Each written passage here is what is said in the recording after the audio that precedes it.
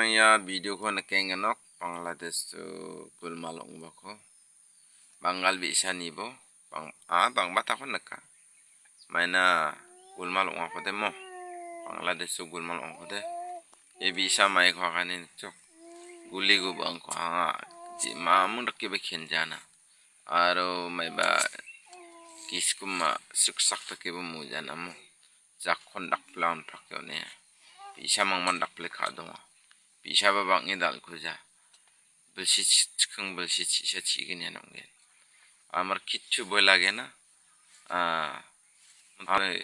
boy lage na kichu amar mon mate boy lage na amake guli kor nai amo simang niang aibo bisungni video ko niang nama naigen ami sokatai na simang ko niang mai bhai একপেকটা মেরু জানা নিয়া তোমার ভয় লাগে না?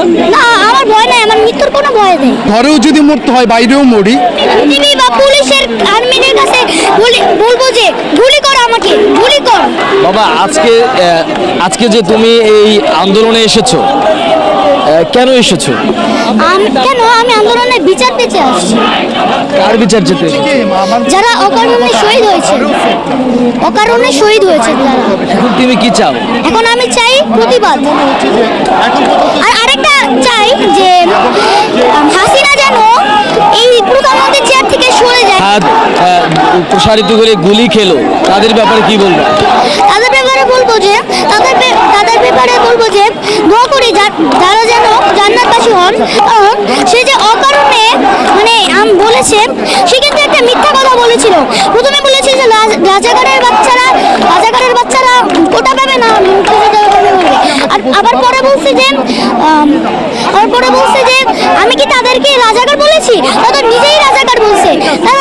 তাহলে সে কেন বলল মিথ্যা কথাটা? তুমি কি তোমার ভাইদের মতো বুক প্রসারিত করে দেবে? আমি অবশ্যই করতে চাই, আমি অবশ্যই করব। চাইলে আমি জীবনে দিতে রাজি আছি।